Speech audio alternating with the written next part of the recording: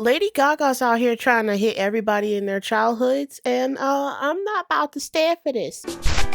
Let's get into it.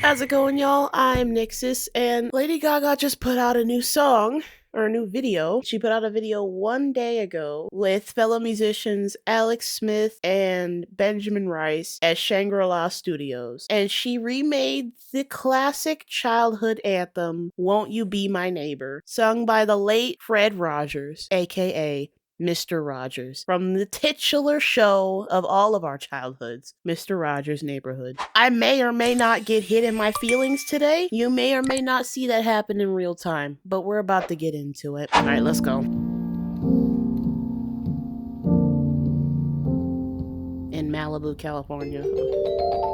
Oh, don't stop when it. I think about Won't You Be My Neighbor, I just think about my earliest memories as a kid watching Mr. Rogers. I used to watch it too, man. Mr. Rogers' Neighborhood, Sesame Street, everything on PBS Kids. Y'all don't know about that. Y'all don't know about the OG PBS Kids days. You don't know about watching Dragon Tales and fucking Cyber Chase, Between the Lions, Reading Rainbow. My God. We all grew up on that shit. Okay, I prattled on enough. We're gonna continue. I think about how much he meant to people, especially kids at home. Please won't you be? So I feel like this just needs to be like very heartfelt. Jesus Christ, this woman doesn't age. She is almost 40. This woman is almost 40 years old. She looks younger than me. Because I remember when she first came out, I remember everybody slammed Lady Gaga because she was always doing weird shit. It was the dresses, the bubble wrap dress. It was the bubble wrap dress, the meat dress. It was weird. She was doing weird shit. And I don't know, it was just that weird phase where people were just like, oh my God, she's really freaky. But she's always been a very wholesome, down-to-earth spirit. Tony Bennett, when he was struggling with his Alzheimer's and he was going out to perform on stage, she became very close with him. Very close, like almost like a daughter to him. My mom would tell me stories all about it. Like, she was the only one that he felt comfortable singing with whenever he was, out on tour, behind the scenes, or at home. They had a very close bond. And so Lady Gaga has been a very wholesome figure in the music world. You don't really hear much about her unless she's doing charity work, or she's, helping out other artists, or she's just paying tribute to artists that influenced her in the past. I think the last time we heard anything about her was when she did the A Star Is Born movie. This video is about to hit y'all in y'all childhoods, so we're gonna continue. Kind and warm. Right. This is the actual original. This sounds good, Ben. Be my neighbor. Okay. Please won't you be? Simple melody with really complex chords, that combination, it's hard to nail that, and it does. It's a perfect song in that way. I even tried to simplify this even more. Yeah. To give you space, to, emote. I need to figure out if I'm going to take it up or if I'm going to sing it like the original. It's a neighborly day in this beauty world, a neighborly day for a beauty. When it comes to adapting songs like this and updating it, the trap that a lot of artists fall into is they overcomplicate it too much. They add too much. They oversaturate it. They add too many runs. They add too much expression, too many complex chords. When you're adapting a melody that's very simple but effective, you want to keep it as close to the original as possible while giving it your own unique flair. And when I say unique flair, I mean in the sense that your voice is already unique and different from the original. So it's going to be unique already. You want to give it feeling and power, but you also want to keep it simple and to the point. A lot of themes back then, they were very simple, to the point. They had very clear-cut melodies. There wasn't a whole lot of extra shit, not a whole lot of runs. Simple melodies because they were for children. They were for children to memorize and sing along and sing to themselves, and it would impact their lives as they grew older. You know, the Sesame Street theme, Dragon Tales, Mr. Rogers' Neighborhood, those all had extremely simple but catchy themes that stuck with us as children because they were simple, but they were still pleasant to listen to. And so when you're adapting a song like this, it's very easy to fall into that trap of doing too much. There is indeed power in simplicity. I just wish that a lot more artists understood that, and a lot more musicians and a lot more vocalists understood that there is power in simplicity. You don't need to do too much, because then it just sounds like it comes across as disingenuous and like you're trying too hard. And I think Lady Gaga is actually doing a very good job with working with I'm assuming this is Alex, working with the musicians in order to create a piece that's impactful but still simple enough to where it doesn't pull you away from the emotions that the original portrayed. Would you be mine? I like that pace. It's right there. Yeah. Perfect. It's a neighborly day in this beauty wood. A neighborly. It had some like stuff in it. Do you like the anticipation that? No. I didn't either. I didn't either. Sorry about that. Bad idea. I need to figure out a way to get to that big moment. I've always wanted to live in a neighborhood. We're off. I'm sorry. Can you give me a little bit more juice before we get there? Let's do it. I love this because it really feels like you're in the studio with them, watching this all happen. And they supercut this all together, but studio time can take anywhere from 3 to 6 hours, sometimes days, for a single song, depending on who you go to. It takes hours per song. That's why albums take so fucking long to make, and that's why in music contracts they give you anywhere from like 8 months to a year to put out an album, is because of the work and the sheer amount of time that it takes to go in the studio, record, mix, master, produce, do the vocals, lay down the instrumental tracks, all of that. It takes time. This really gives you the best experience of being in the studio with musicians like this, because it's all professional. They know what needs to be done. They're not afraid to make mistakes because they can go back and fix it. They don't let their pride get in the way. You know, they sing something, they put all of their effort into it, and if it's a bad take, it's a bad take. You just do another one. Multiple takes is normal in a studio like this. You're gonna hear the same chords, the same notes, the same vocalizations multiple times. You gotta be mentally prepared for this type of stuff because it is a lot of trial and error. It's a lot of repetition. I love this. I love that dress, by the way. It's a beautiful day in the neighborhood. A beautiful day for a neighbor. Would you be mine? Yeah, that's the approach right there. Yeah, she did it. And that's what I was saying, especially with a very soft, very heartfelt song like Would You Be My Neighbor? The best approach to come at this with is to keep that gentleness, you know, keep that soft, that gentle, unassuming tone, and then you give it a little life, you know, and not that it didn't have life to begin with, but you give it a little oomph, but you don't take away from the overall simplicity of it, because at its core, it is a very simple melody. You gotta put the heart into it, because you gotta realize that, yes, you are adapting a song, but it's not just a song.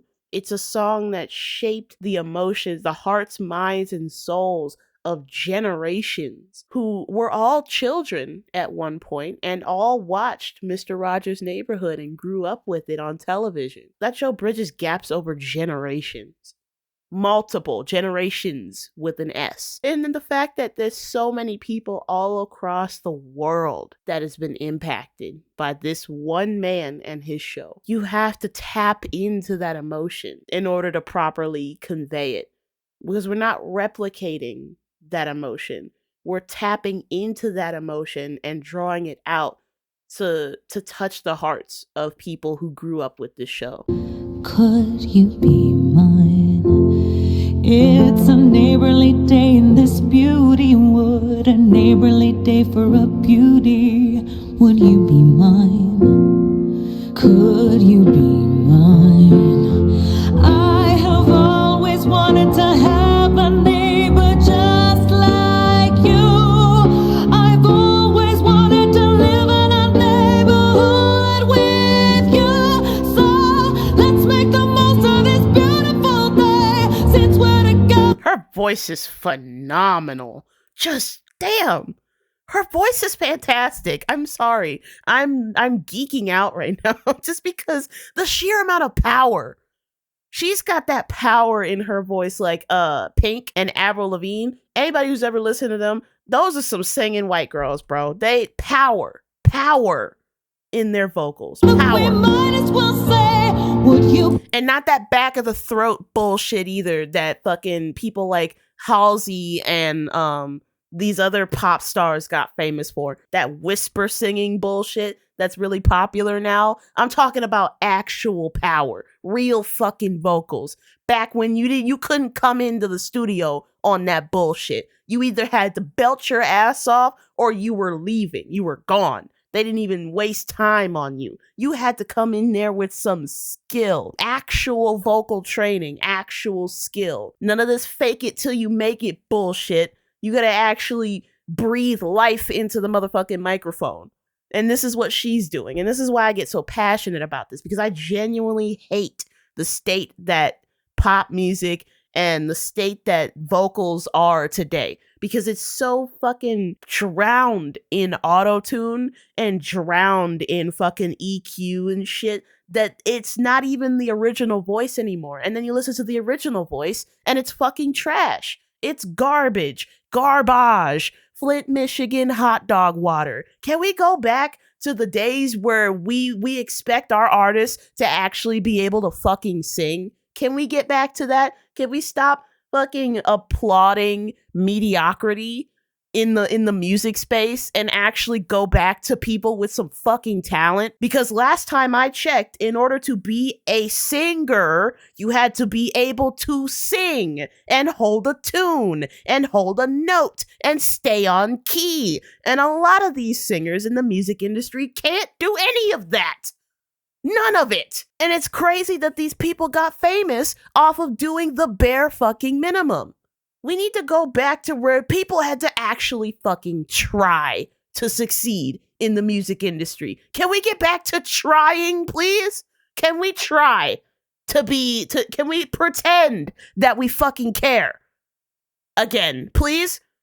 Can we go back to caring? Fuck a pretend to care. Can we go back to caring about our vocals again?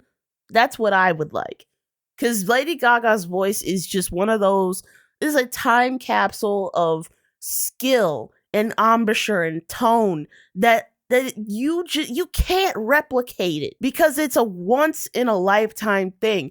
The girl is gifted, God gifted, pipes of an angel. And like, there are just people out here who are getting worldwide recognition off of being booty cheeks, ass, straight ass. These bitches would have never. Taylor Swift, who the fuck? She wouldn't have lasted a day back in the times of Lady Gaga, Katy Perry, Avril Lavigne, Christina Aguilera, Kelly Clarkson. Those bitches had skill, and they wouldn't have even lasted back in the day with people like Whitney Houston, Janet Jackson, fucking Faith Evans, Celine Dion. Are you shitting me? All these powerful voices that we had back then, And we're just settling for the bare fucking minimum? We're just settling for these fucking mopey ass middle schoolers who can barely sing above a pained whisper? And we're just throwing money at these hoes. Okay, let me stop before I get mad. Be mine, could you be mine? Won't you be my neighbor? Listen to the vocal control. The shift from the chest voice to head voice. Smooth. Phenomenal. Just Please won't you be my neighbor? And did you hear how she approached it though? No vocalization, no runs, no unnecessary trills. It was very simple. Stay on one note, give it the necessary dynamics, give it the necessary vibrato, ease into the notes. Don't punch it unless you're at the climax of the song, which is the highest energy point of the song. You hear how she's ending it. She's easing into those notes, and she's using her head voice instead of her chest voice. What do I mean by that? Chest voice, very powerful, very open, very loud dynamics, very powerful embouchure. Head voice, soft, airy, like a wind chime almost. You're breathing the notes, but you're also singing at the same time. It's a combination of breathiness while also vibrating the vocal cords just enough to get the note that you're trying to hit. Very difficult to achieve if you're not properly trained. The low effort that it took her to switch from chest voice to head voice without cracking that note is... Mr. Rogers was so clearly someone that stood for... That's the reaction of somebody who heard the final take and was like, yes, that one right there. Yeah. Yeah! That's musician speak for you better fucking sing it! You know she grew up around black people. We are so unserious in the studio. We're serious until we're not. Like, once we get to that point of clarity where we finally achieve our goal and we hear the final product, we're throwing everything. We're throwing niggas out the chairs. We're just all over the floor. Cheering it, or something, and it is powerful to think of what he would say right now, and it's kind of a special song to revisit at this time. I love the piano playing, and I love that they got a grand piano. They should do a version of this, but on the toy piano. I feel like that would be really sweet, like a kind of softer version of it, but with the toy piano. Oh, that would hit me in the fucking feels. I think what Mr. Rogers stood for, it's a universal message that we should never forget. Human connection is everything. I love that they just have the piano and they don't have a bunch of instrumentation behind it because that's how personal it is. It's just Mr. Rogers, the toy piano, and the audience. Because when he sang into the camera, it really did feel like he was singing to us. He was singing to you personally. Would you be my neighbor? And it's like you felt that as a child. And friendship is a thing to be celebrated. Love and kindness and understanding. And I say all the time, hatred is at its apex right now. And people may think that hatred is the strongest emotion. It's not. The strongest emotion is love because it takes courage and bravery and strength to be able to look somebody in the eye and be able to genuinely tell them, I love you. To look your enemies in the face and say, I love you. I forgive you. I genuinely love you. It's so easy to spread hatred. It's so easy to tear people down.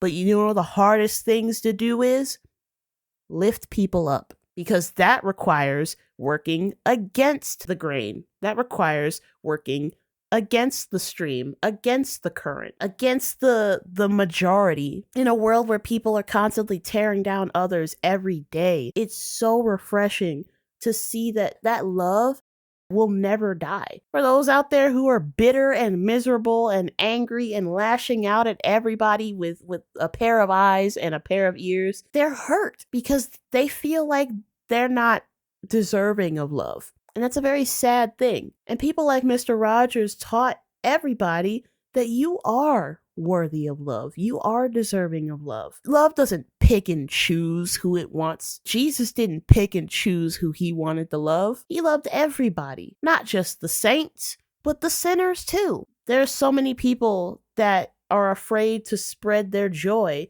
that are afraid to be happy out in public because they're afraid of some miserable asshole that's going to try and tear them down because they don't like seeing other people happy. Don't be afraid of these miserable ass people. You love loudly. Love loudly and love without borders. That's the point here. The government is trying so hard to destroy the humanity that has made us thrive over generations. They're trying to reinstill that hatred, that closed-mindedness that got us in trouble with other countries so many decades ago. We can't let that happen. We need to stand against it because, like I said, love is the most powerful emotion that humanity has.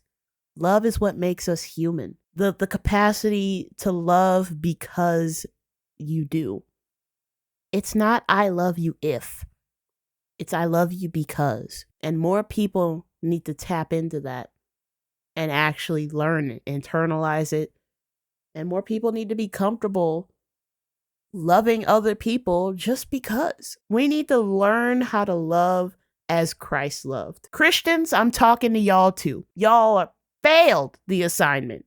And I'm going to need y'all to retake that test and get a fucking A this time. Throw away your personal biases, throw away your personal vendettas, and I'm going to need y'all to actually love the way that Christ loved. And don't just say that you are and then go around and be a degenerate piece of garbage when you think that Jesus isn't watching you. We're going to need you to actually love people because you do and not because you want to make it into heaven, because that's not the point. The point is to love as Christ loves because life is too fucking short for you to be going around judging people because you think you're superior. Just because you have a Bible and you go to church every Sunday, you feel like you're superior to people that don't go to church and have a Bible and pray all the time. We're gonna need y'all to get that pride out of your heads, because you know what pride is? Pride is the root of all evil, because it was the first ever sin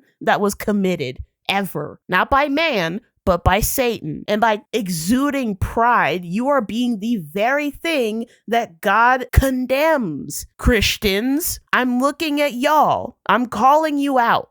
It's time for a change. The reason why y'all are so mad at Drewski for saying shit that isn't even new. Pastors have been doing this shit for generations. And y'all are just now getting offended? Why are we just now getting offended? Drewski pointed out what was already there. Christians, it's time for y'all to love actually again. Unconditionally. Love unconditionally, each and every one of you. Because at the end of the day, we can't afford to be burning bridges. We can't afford to be making enemies. We can't afford to be going out here bullying people, putting groups of people down, and putting this person down and putting this person down, specifically because it makes you happy. Mr. Rogers taught compassion. He taught love.